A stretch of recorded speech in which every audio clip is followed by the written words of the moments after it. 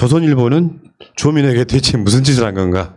난 도대체 이건 진짜 이해가 안 가거든요. 예를 들어서 세브란스 병원에 인턴을 요구했다.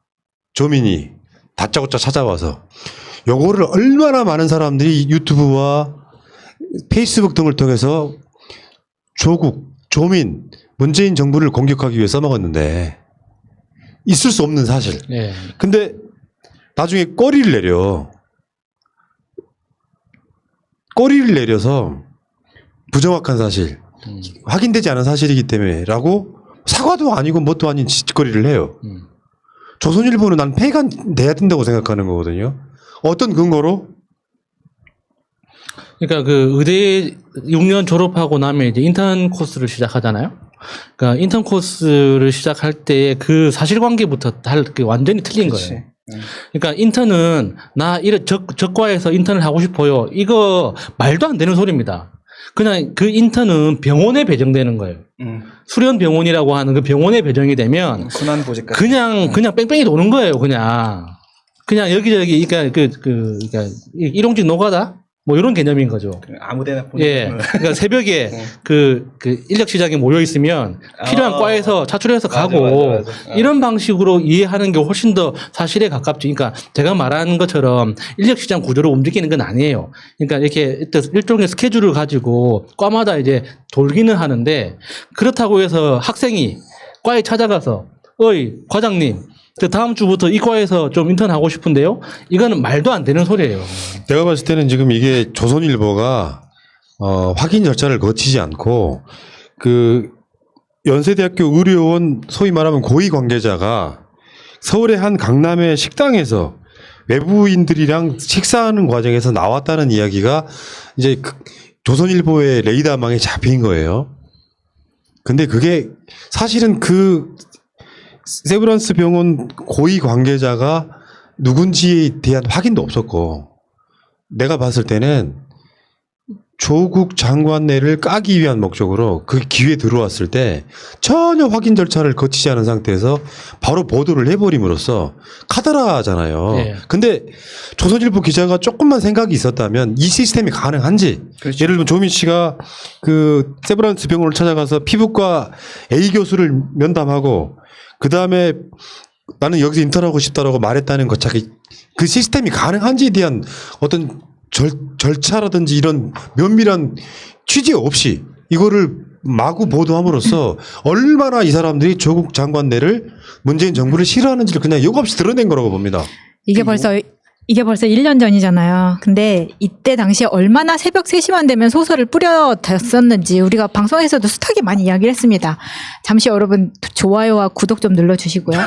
이게 지금 조선일보가 이게 한참 조국 장관을 공격을 하다가 왜 이 포인트에서 조민한테 이런 기사를 썼냐라는 거에 집중을 해야 된다고 생각해요. 왜냐하면 이게 조민이 조국 장관에게 약한 골이기 때문에 이런 식으로 공격을 하는 겁니다. 보통은 내가 세브란스 병원 가가지고 내 딸을 피부과에 놓고 싶다 그러면 내가 가요. 내 딸을 시키지 않는다고. 내가 장관이고 내가 민정수석 출신이고 내가 더 권력이 있는데 내가 가서 이야기하는 게 더 파워가 있는 거지 내가 딸을 보내겠냐고 말이 안 되거든요. 근데 왜 조민을 콕 집어서 조선일보가 공격을 했느냐. 이건 더 아픈 부분을 찌르기 위해서 했다고 생각합니다. 이게 되게 웃긴 게요. 지금이 전공의 파업이랑 이런 게 문제가 되고 있는 상황이잖아요. 집단 진료 거부를 하고 있는 상황이에요. 그러면 왜 조민을 공격을 했겠어요? 조민은 시험 보고 여기 참여 안 하고 그러니까 이제 조민을 공격하고 싶은 거야. 그 마음은 이해를 한다고 공격하시라고. 그런데 첫 번째 이 기사는 그냥 밥상 기사예요. 밥상 기사들은 이게 술자리인지 밥자리인지 모르겠지만 그냥 밥상에서 나온 얘기를 그대로 옮겨놓은 것밖에는 없는 것이다. 확인조차 안 거쳤다. 우선 수준 떨어지는 기사고요. 그다음 지금이 전공의 파업 이런 것들 때문에 이 의료진들이나 이 시스템에 대해서 우리가 상당히 많은 관심을 갖고 있어요. 근데 뭐 일반이, 수련이, 뭐 전공이, 전문의, 전임이 이 구조 자체도 기자가 모르고 있다. 이게 소설을 쓰려고 해도 구조를 알아야 소설을 쓸 거 아니겠습니까? 지금이 어떤 상황인데 이 구조 시스템 자체도 이해를 못하고 있는 그 정도의 수준의 기자다. 밥상에서 나온 거고 시스템도 모르는 사람이 이런 기사를 썼고 또 하나는 그럼 조민을 공격하는 게 좋다고. 그런데 왜 아빠가 조국이라는 생각을 못해? 조국을 공격하고 싶어서 조민을 공격하는 거잖아. 그런데 왜 아빠가 조국이라는 생각을 못해? 딸이잖아. 그 딸의 아빠야. 무슨 말이냐? 지금 조국 전 장관이 하나하나 지금 합치면 몇백억이니 이런 얘기까지 나오잖아요. 하나하나 전부 다 고소고발하고 손해배상 청구하고 이렇게 들어가고 있어요. 지금 이거는요, 단순한 형법상 명예훼손이 아니에요. 이거는 단순한 사실이 아니라 허위 사실에 따른 부분이고요. 허위 사실에 따른 부분은 처벌 신도 높습니다. 예. 그런데 이런 것도 전혀 고려되지 않은 그냥 이렇게 정말 단순한 기사가 나온 게 아닐까. 그러니까 조선일보가 29일자 조간 이면에 바로 잡습니다. 이 기사는 사실관계 확인을 충분히 거치지 않은 부정확한 기사였습니다. 피해를 입은 조민 씨와 연세대 의료원 관계자들께 깊이 사과드립니다. 이렇게 이야기했는데 정기양 연세대 의과대 의학과 피부과학교실 교수 한 말. 피부과 교수 누구도 조민을 만난 적이 없다. 그러면은 이게 사실관계 확인을 충분히 거치지 않은 부정확한 기사였습니까? 오보잖아, 오보. 네. 그러니까 오보란 이야기를 하기 싫으니까 사실관계를 확인을 충분히 거치지 않은 부정확한 기사였다고 말을 돌려 말하는데 네. 오보했단 말을 못 하는 거죠. 의도적인 오보죠. 그렇죠. 의도적이었기 때문에. 음. 그러니까 지금 이 유튜브에서 나오는 저쪽 극우들의 뉴스 거의 100%는 가짜 뉴스예요. 네. 실제로 그렇잖아요. 문재인 정부가 러브젤 교회에다가 바이러스를 투척했다라고 하는 다 가짜 뉴스잖아. 네. 이런 가짜 뉴스를 조선일보도 똑같이 조민이 세브란스 병원 가서 나 인턴하고 싶다고 했대. 근데 그쪽 체계를 조금만 알면 그게 불가능한 시스템이라고 알 거잖아요. 근데 누군가가 분명히 SNS나 누구를 통해 가지고 조민이 세브란스 병원 피부과 가서 인턴하고 싶다고 했다는 이야기를 들은 즉시 바로 기사화 해버리는 거죠. 그러니까 사과할 때도 조선일보가 제일 잘하는 거 있죠. 분명히 사과드립니다라고 했는데 꼼꼼히 읽어보면 도대체 뭘 사과한다는 건지 맞아. 아무 내용이 없는 그 전형적인 케이스죠. 그렇죠. 자, 그 가운데 짧게 하나만 몇 가지 알려드리고 갈게요. 조국 정경심 부부가 9월 3일 날 재판에 나란히 서는 상황이 벌어졌어요, 지금. 저는 이 상황은 좀 피하고 싶었는데, 왜냐면 이 자체가 모욕주기로 쓰일 가능성이 높아서 조국 장관 내 변호인들도 반대했던 바로 그런 상황이거든요. 그래서 지금 나란히 선다고는 하는데 어떻게 될지 모르겠습니다만 얼마나 또 찢어 발길지. 근데 이게 검찰의 논리가 너무 옹졸하더라고요.